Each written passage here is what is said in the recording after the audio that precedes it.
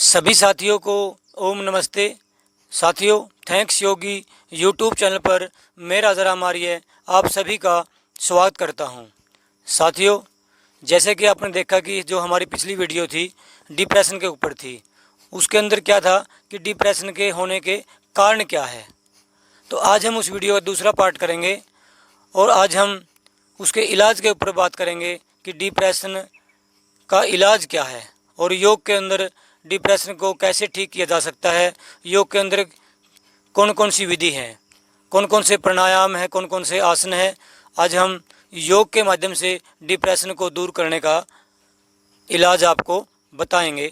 और योग और प्राणायाम के बारे में जानकारी देने के लिए हमारे बीच में वीरेंद्र योगी जी हैं और आज हम वीरेंद्र योगी के माध्यम से ही योग में डिप्रेशन को कैसे दूर करें या योग में डिप्रेशन का इलाज क्या है, कौन कौन से आसन हैं, कौन कौन से प्राणायाम हैं जिनके करने से हम अपना डिप्रेशन ठीक कर सकते हैं, हम अच्छी तरह से स्वस्थ रह सकते हैं। तो आइए शुरू करते हैं कि डिप्रेशन में कौन कौन से आसन और कौन कौन से प्राणायाम हैं। तो वीरेंद्र जी, आपका स्वागत है। नमस्ते जी सभी को। तो आज हम आपके सामने एक प्रैक्टिकल रूप से कि कौन कौन से आसन हैं, प्राणायाम हैं और योगा थेरेपी में हमें किन किन बातों का ध्यान रखना चाहिए, और जो भी ये प्राणायाम और आसन जो ये योग का पैकेज करेगा उसको डिप्रेशन तो दूर होगा ही होगा, साथ में शरीर के अंदर जो सुस्ती है, शरीर के अंदर जो थकावट है, जो उदासीपन है, वो सारी चीज़ें दूर हो जाएंगी। तो आइए शुरू करते हैं। मुक्तानंद जी की एक किताब है जिसका नाम है नवयोगिनी सूत्र। उसमें वो लिखते हैं कि जो डिप्रेशन है, जो अवसाद है, वो ऊर्जा की कमी नहीं है, वो क्या है, वो एक मानसिक कवच है जिसके कारण हमारी ऊर्जा अवरुद्ध हो जाती है, ऊर्जा रुक जाती है शरीर के आने से। तो उस ऊर्जा को दोबारा रूप से सुचारू रूप से चलाने के लिए ये कुछ आसन हैं। देखिए, सबसे पहले हमारा जो आसन आता है वो आता है हमारा वज्रासन के अंदर हम बैठ के, और इसके अंदर हमने करना है मंडूकासन। मंडूकासन करने के लिए वज्रासन में आपका आसन लगा रहना चाहिए, दोनों हाथों के अंगूठे अंदर और मुट्ठियाँ बंद। मुट्ठियों को बंद करेंगे आपस में ऐसे मिला के, और क्या करना है, नाभि के दोनों तरफ आपने अपनी मुट्ठियाँ लगानी है। अब सांस को छोड़ते हुए पेट को अंदर की तरफ आपने खींचना है और सांस को छोड़ते हुए आगे की तरफ झुकना है, ठीक है, और होल्ड करना है। सांस को बाहर छोड़ के आगे झुक के जितनी देर आप होल्ड कर सको उतना ही आपको बेनिफिट ज़्यादा मिलेगा। आइए, अपने शरीर की क्षमता के अनुसार होल्डिंग करनी है।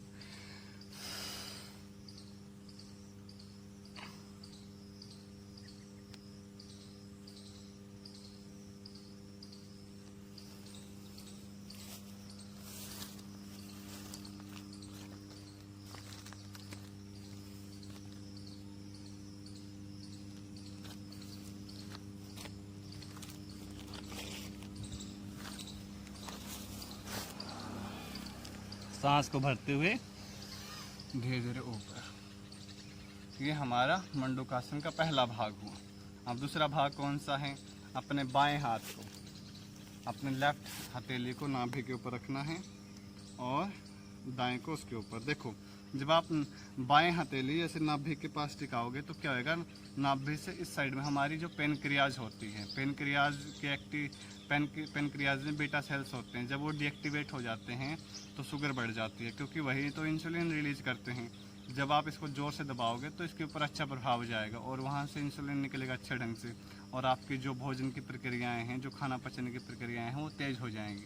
और जब खाना अच्छे ढंग से पचेगा तो शरीर के अंदर ऊर्जा का प्रवाह दोबारा शुरू हो जाएगा। सांस को छोड़ते हुए अब दूसरा अभ्यास मंडूकासन।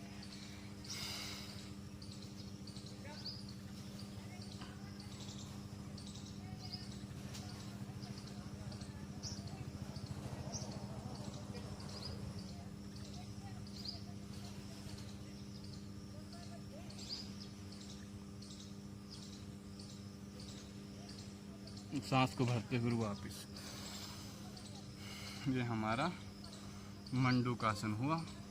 अब नेक्स्ट देखो, डिप्रेशन के लिए बहुत अच्छा आसन है, इसका नाम है, जिसको तनाव, टेंशन, चिंता, गुस्सा बहुत ज़्यादा आता है, चिड़चिड़ापन बहुत रहता है, तो उन व्यक्तियों के लिए सबसे अच्छा अभ्यास है ये शशकासन, ठीक है ना। कुछ लोग इसको आसन भी बोलते हैं, खरगोश की तरह। देखो कैसे करना है।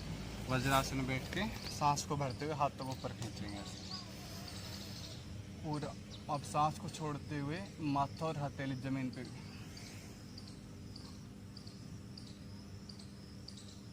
रिलैक्स हो जाएंगे बिल्कुल।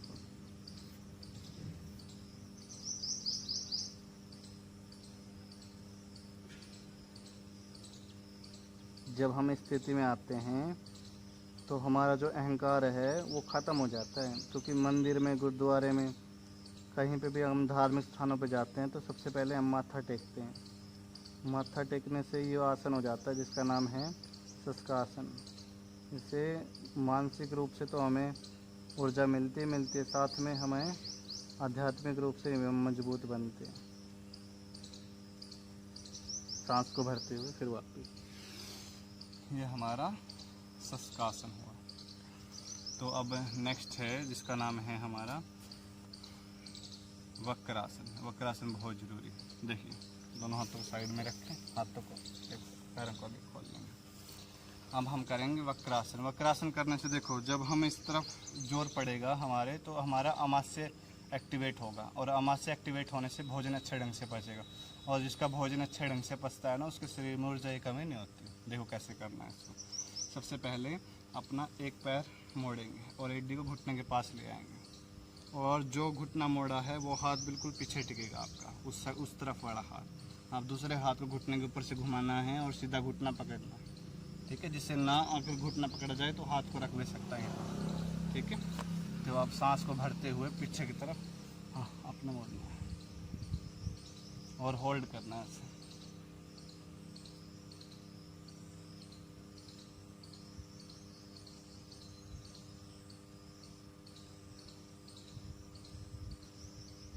ऐसे ही इस पैर को भी सीधा कर लेना, फिर दूसरे पाँव से इसी तरह।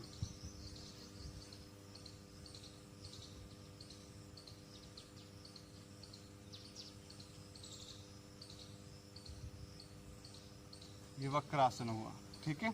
वक्रासन अफारा गैस, एसिडिटी, इन बीमारियों को तो दूर करता है, साथ में डिप्रेशन के लिए भी बहुत लाभदायक है। उसके बाद नेक्स्ट है अपना उत्तान पादासन। उत्तान पादासन क्या करेगा, हमारी नाभि को सेंटर में लेके आएगा। देखो नाभि का बहुत बड़ा विज्ञान है। अगर नाभि नीचे चली जाती है तो 10 लगा देती है, धरण जिसको बोलते हैं हम, ठीक है। धरण अगर नीचे चली जाए तो 10 लगा देगी। धरण अगर ऊपर चली जाए तो कब्ज कर देगी। धरण अगर साइड में चली जाए, लेफ्ट या राइट साइड, तो क्या कर देती है, मानसिक रूप से इनबैलेंस कर देती है। यानी कि व्यक्ति है ना डिप्रेशन का शिकार, या फिर उसके अलावा मानसिक संतुलन खो बैठता है। तो धरण का बीच में होना बहुत ज़रूरी है। तो उसके लिए ये आसन बहुत ज़रूरी है, जिसका हम नाम ले रहे हैं अभी उत्तान पादासन। देखिए सीधा लेट के दोनों हाथ साइड में सीधे।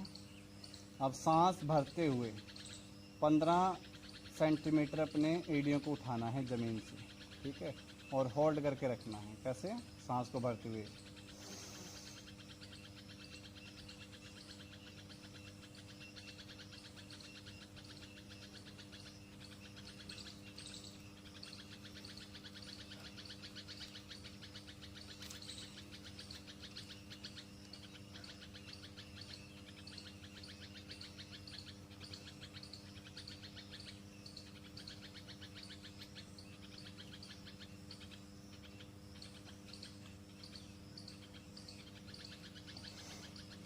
तो ये हमारा उत्तान पादासन हुआ।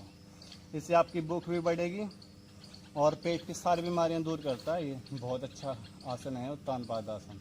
उसके बाद नेक्स्ट आसन है नौकासन। सांस को भरते हुए हम आगे पीछे दोनों तरफ शरीर को उठाएंगे, ठीक है। आइए सांस को भरते हुए,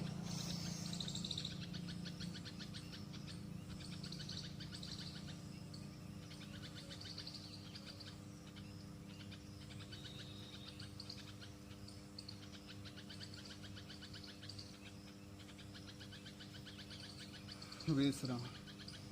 ये हमारा नौकासन है। उसके बाद नेक्स्ट आसन कौन सा है, अगला आसन है पवन मुक्त आसन। जिनको सर्वाइकल हो, गर्दन में दर्द हो, उन्होंने गर्दन नहीं उठानी, ठीक है।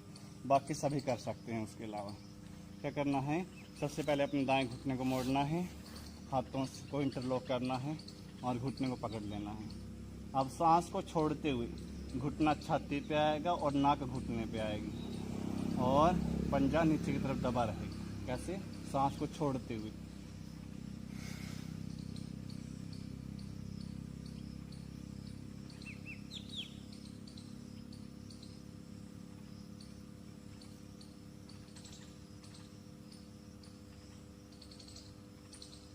विश्राम। अब ऐसे ही दूसरा, सांस को छोड़ते हुए।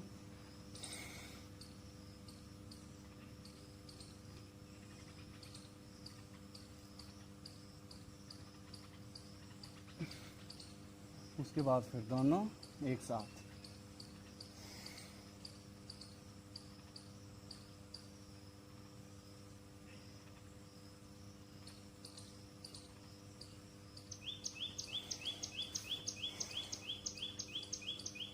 ये हमारा हुआ पवन मुक्त आसन। पेट की गैस को मुक्त करने के लिए बड़ा अच्छा आसन है। अब नेक्स्ट है अपना, जिसको हम कहते हैं सेतु बंधासन, और कुछ लोग इसको कंधरासन नाम से पुकारते हैं। क्या करना है? घुटने को मोड़ लेना है और अपने एंकल्स को, टखनों को पकड़ना है अपने हाथों से। अब क्या करना है? सांस को भरते हुए अपनी कमर को ऊपर उठाना है। ठीक है? ये जिनको कमर का दर्द है उनके लिए भी बहुत लाभदायक है। और माता बहनें अगर इसको करती हैं तो उनको मासिक धर्म वगैरह की समस्याओं में निजात मिल जाती है। और डिप्रेशन के लिए तो है ही लाभदायक। सांस को बढ़ते उठाएंगे आप। 1,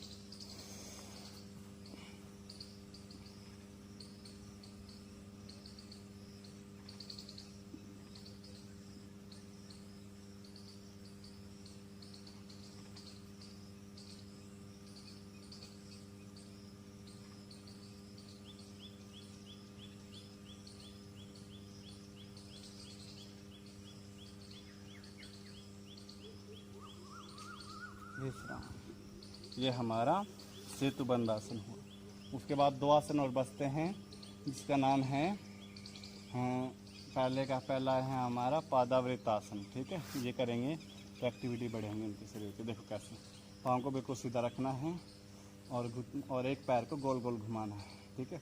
15 बार क्लॉकवाइज, 15 बार फिर एंटी क्लॉकवाइज। कैसे?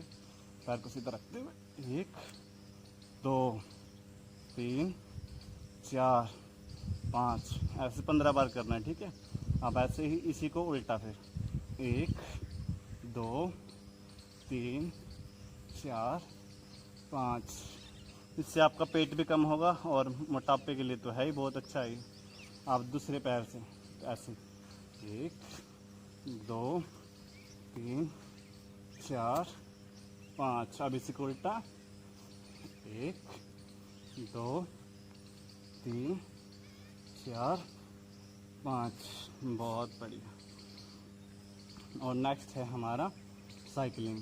फिर ये द्विचक्र का आसन, पैडल लगाने से अपने पहले क्लॉकवाइज और फिर एंटी क्लॉकवाइज ऐसे। तो ये हमारा डिप्रेशन के लिए जो आसन है वो बताया आपको। तो अपनी दिनचर्या में इसको अपनाइए और डिप्रेशन छुटकारा पाइए। तो आइए अब हम बात करते हैं प्राणायाम की। तो ऐसे कौन से प्राणायाम हैं जो डिप्रेशन के लिए बहुत ही लाभदायक हैं। तो सबसे पहले आपको बैठने का तरीका बताते हैं कि प्राणायाम में आपको बैठना किस स्थिति में है। देखिए, सबसे पहले हमारा जो सबसे आसान आसन होता है वो होता है सुखासन, आलथी पालथी, जिसको चौकड़े लगा के बैठना बोलते हैं।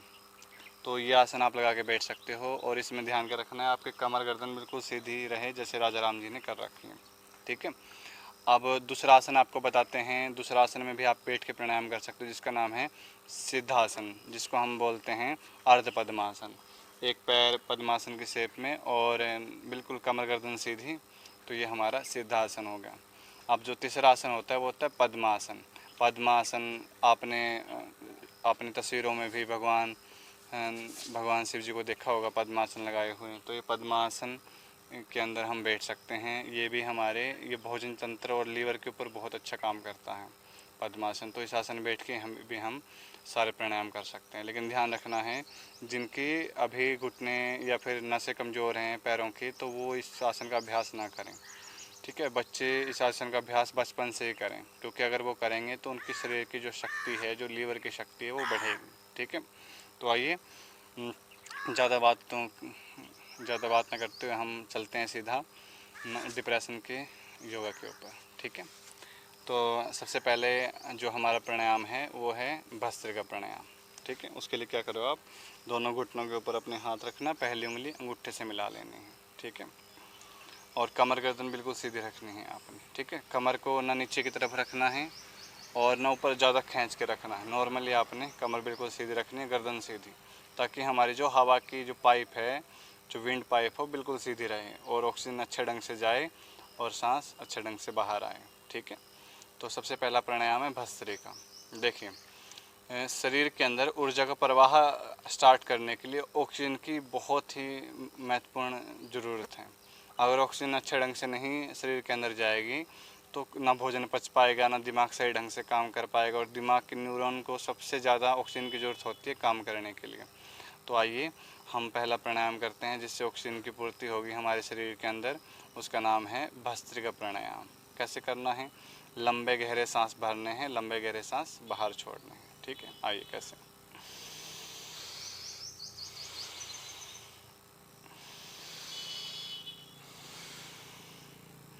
जब आप धीरे धीरे सांस भरोगे तो 2.5 से 4 सेकंड में सांस भरना है और 2.5 से 4 सेकंड में ही सांस छोड़ना है। और 3 प्रकार की ब्रीथिंग होती है, 3 प्रकार से सांस लिया जाता है। पहला होता है सांस को हमने छाती में भरना है, छाती जब फूलती है तो चेस्ट ब्रीथिंग बोलते हैं उसको। दूसरी होती है जब हम पेट को फुलाते हैं, सांस भरते हुए फुला लिया, सांस छोड़ते हुए पेट को अंदर पिचका देते हैं, तो वो होता है हमारा स्टमक ब्रीथिंग। और एक योगिक ब्रीथिंग होती है जो हमने योग में करनी है। गुरुकुल कांगड़े के अंदर जो गुरुजी बताते हैं कि योगिक ब्रीथिंग का जो स्वरूप क्या है, तो वो कहते हैं कि जब योगिक ब्रीथिंग की जाती है तो आपका सांस है छाती में तो भरे, छाती और पेट दोनों के अंदर भरेगा। ठीक है, छाती जब आप सांस भरोगे तो छाती बाहर आएगी और पेट भी आपका फूलेगा, और जब सांस छोड़ते हो तो पेट भी अंदर जाएगा और आपकी चेस्ट भी धंसेगी अंदर की तरफ। ठीक है, देखो कैसे करना है।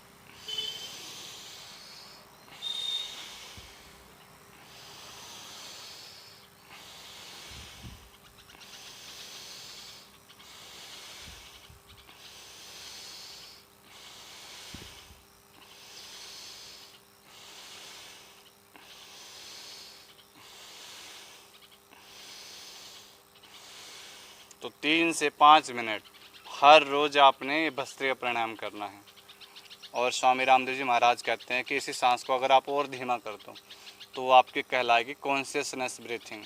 ठीक है ना, और जो जिसकी कॉन्शियसनेस ब्रीथिंग बढ़ जाती है उसके शरीर के अंदर जागरूकता ही बढ़ जाती है, उसका माइंड अच्छे ढंग से काम करना शुरू कर देता है, उसके अंदर विवेक की उत्पत्ति होना शुरू हो जाती है। तो ये कॉन्शियस ब्रीथिंग भी हम ये किसी भी टाइम कर सकते हैं, दिन में जब भी हमें टाइम मिले। लंबे लंबे सांस लेना और छोड़ना, बिल्कुल धीमे धीमे स्पीड से करना है। ठीक है, तो ये हमारा पहला प्राणायाम हुआ जिसका नाम है भस्त्रिका प्राणायाम। डेली हर रोज़ इसको 3 से 5 मिनट ज़रूर करें डिप्रेशन के लिए। अब सेकंड प्राणायाम है कपालभाति। तो कपालभाति राजा राम जी अभी देखो कर रहे हैं कपालभाति। इसमें करना है आपने पेट को अंदर की तरफ धक्का देना है और नाक सांस जो सांस है वो नाक से बाहर आएगा झटके के साथ।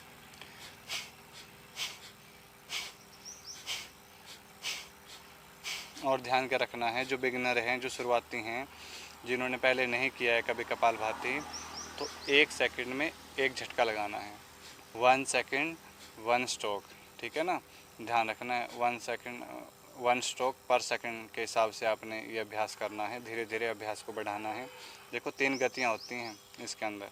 सबसे पहले होती है धीमी गति। धीमी गति में जिसको मान लो बीपी की प्रॉब्लम है या उसके अलावा शरीर के अंदर कोई ना कोई हार्ट प्रॉब्लम है, नाड़ी तंत्र के अंदर जो आर्टरीज और वेन हैं वो कमज़ोर हैं, तो उन्होंने क्या करना है, स्पीड बिल्कुल धीमी रखनी है इसकी कपालभाति की। 1 सेकंड लगभग 2 सेकंड के अंदर एक झटका लगाना है। कैसे, देखिए स्पीड ये रहेगी जिनको भी।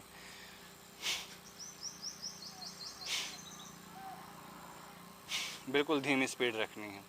और एक होती है नॉर्मल स्पीड जिसमें हम 1 सेकंड में एक झटका लगाते हैं।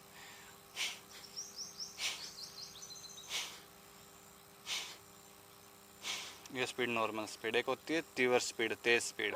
वो उन लोगों के लिए है जिनको अभ्यास करते हुए लगभग 6 महीने 1 साल हो चुका है, या उसके अलावा जिनकी शरीर की शक्ति बहुत पावरफुल है, यानी कि हार्ट और फेफड़े जिनके मजबूत हैं, तो वो इसको कर सकते हैं 1 सेकंड में 2 झटके।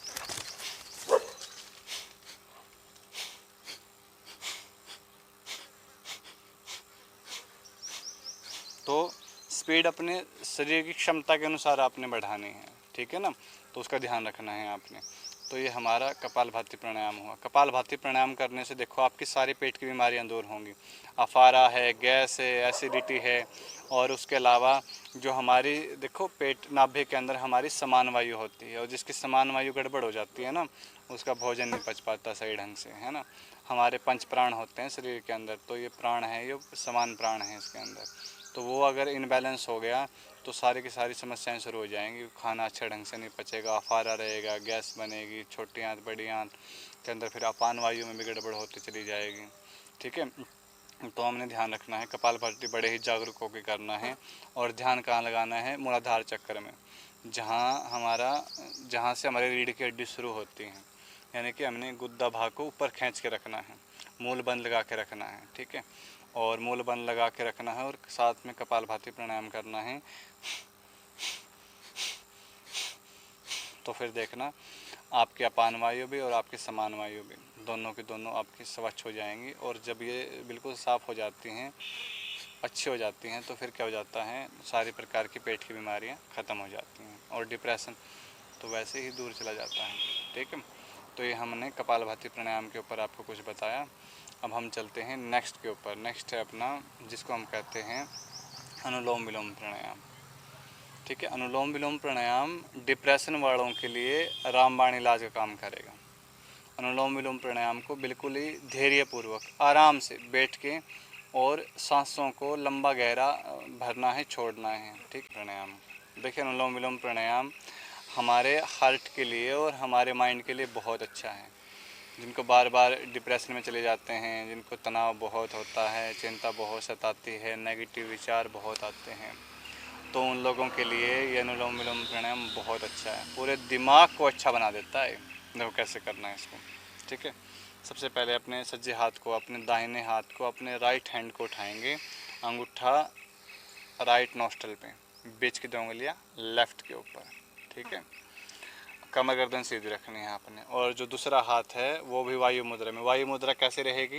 अंगूठे से अगली उंगली अंगूठे की जड़ में मिला देनी है, वायु मुद्रा में हाथ रखना है आपने, ठीक है। वायु मुद्रा में अनुलोम विलोम करने से बहुत ज़्यादा लाभ मिलता है, ठीक है।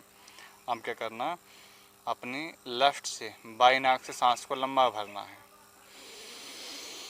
हो सकता है आपको वीडियो में थोड़ी उल्टी साइड दिखाई दे, क्योंकि जो फ्रंट कैमरा के साथ है इसलिए आपको ये अनुलोम विलोम उल्टे हाथ से भी दिखाई दे सकता है। तो बाई नाक से भरना है सांस को, दाएं से बाहर छोड़ना है, फिर दाएं से भरना है, बाएं से बाहर छोड़ना है। लेफ्ट से लिया, राइट से छोड़ दिया, राइट से लिया, लेफ्ट से छोड़ दिया। लंबा सांस भरना। देखो जितना लंबा सांस भरोगे अनुलोम विलोम में उतना ही बेनिफिट मिलेगा। प्राणायाम का अर्थ ही यही होता है। प्राण मतलब सांस, आयाम मतलब विस्तार करना, प्राण का विस्तार करना प्राणायाम का मूल अर्थ है। तो इसलिए हमने क्या करना है, प्राणायाम को जो प्राण है इसको लंबा खींचना है, यानी कि सांसों को लंबा भरना है, लंबा ही छोड़ना है।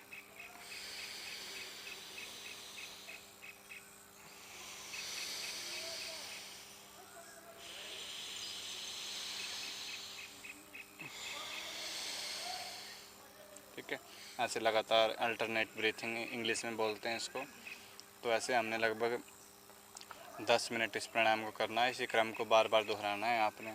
कमर गर्दन सीधी रखनी है और पूरा ध्यान लगा के मन के अंदर अच्छे विचार लेते हुए, अच्छे बातों को सोचते हुए कि मेरे को एक अच्छा संकल्प होना चाहिए मन के अंदर कि मेरे को जीवन मिला है तो अच्छा जीने के लिए मिला है, बढ़िया सुंदर जीवन जीने के लिए मिला है। इस धरती पे अगर आया हूँ तो अच्छी ढंग से जीवन जीने के लिए आया हूँ, ठीक है। देखो जानवरों के अंदर और हमारे अंदर यही फ़र्क है कि परमात्मा ने हमको विवेक दिया है, और अगर हम अपने विवेक का सही ढंग से इस्तेमाल नहीं करेंगे तो ये शरीर भी बर्बाद हो जाएगा और दिमाग के अंदर भी खरपतवार पैदा हो जाएगी, तरह तरह की नेगेटिव विचार आना शुरू हो जाएंगे। तो उन सबको जड़ से अगर हमने उखाड़ के फेंकना है तो अनुलोम विलोम प्राणायाम बहुत ज़रूरी है। तो इसको डेली रूटीन में ज़रूर कीजिए। रात को नींद नहीं आ रही है तो ये अनुलोम विलोम प्राणायाम लेटे लेटे कर लो आप, है ना। लेकिन ध्यान नहीं रखना, बस कमर सीधी रखनी होनी चाहिए आपकी। कमर अगर सीधी है तो आप लेटे लेटे भी इस प्राणायाम को कर सकते हो, ठीक है। और अब हम नेक्स्ट प्राणायाम बताते हैं आपको, जिसका नाम है भ्रामरी प्राणायाम। ये भ्रामरी प्राणायाम क्या करता है, दिमाग के अंदर से नेगेटिविटी को निकालता है और जो हमारे दिमाग के अंदर न्यूरॉन हैं उनको एक्टिवेट करता है और दिमाग की जो मानसिक क्रियाएं हैं उनको सुचारू रूप से चलाने में मदद करता है, ठीक है ना। बहुत बेनिफिट है दिमाग को अच्छा बनाने के लिए इसका। देखो कैसे करना है, राजा राम जी आपको करके दिखाएंगे। देखो, अंगूठे से अगली उंगली माथे के ऊपर रखनी है आपने, बची हुई उंगली आँखों के ऊपर, और अंगूठे से ना कान का ढक्कन बंद करना है, ठीक है। अच्छे ढंग से इसको दबा लेना है ताकि बाहर की जो शोर शराबा है, आवाज़ है, वो बिल्कुल ना सुने आपको। और फिर गुंजन पैदा करनी है ओम के जाप की। ऐसा लंबा सांस भर के और सांस को छोड़ते हुए गुंजन पैदा करनी है। इसको कम से कम, जिनको डिप्रेशन है, जो अवसाद में हैं, उनको कम से कम इस अभ्यास को 7 से 21 बार दोहराना है लगातार। तो बहुत अच्छा बेनिफिट मिलेगा, ठीक है।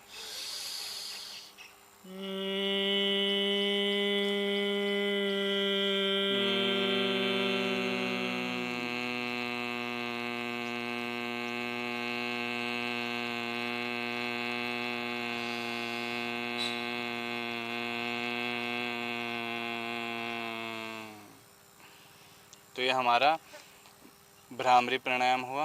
अब हम करेंगे उद्गीत प्राणायाम। उद्गीत प्राणायाम भी ओम चैंटिंग जिसको बोलते हैं हम। तो ये भी क्या करना है, उद्गीत का मतलब होता है ओम का गीत करना। परमात्मा का निज नाम हम सभी जानते हैं ओम है। तो उस ओम के जाप को क्या करना है, आपने लगातार 7 से 21 बार करना है। देखो ओम का जाप करने से बेनिफिट क्या मिलेगा। ओम का जाप करने से आपके अंदर वाइब्रेशन पैदा होंगी। कौन सी वाइब्रेशन, पॉजिटिव वाइब्रेशन, तरंगे पैदा होंगी शरीर के अंदर, अच्छी सकारात्मक तरंगे। और वही तरंगे क्या करेंगी, आपको दिमाग से ना मजबूत बनाएंगे, मानसिक रूप से मजबूत बनाएंगे, न्यूरॉन को बहुत अच्छे ढंग से एक्टिवेट करेंगे। और ओम चैंटिंग मनोमय कोश, जो मैंने पंचकोश बताए थे, तो उसमें मनोमय कोश में बहुत अच्छा काम करता है ओम चैंटिंग। मन को हटा देता है सभी विषयों से और एक परमात्मा के विषय के अंदर लगा देता है, ठीक है। तो ओम चैंटिंग भी डिप्रेशन के व्यक्ति के लिए बहुत लाभदायक है। देखो कैसे करना है, लंबा सांस भरते हुए ओम का जाप करना है, ठीक है।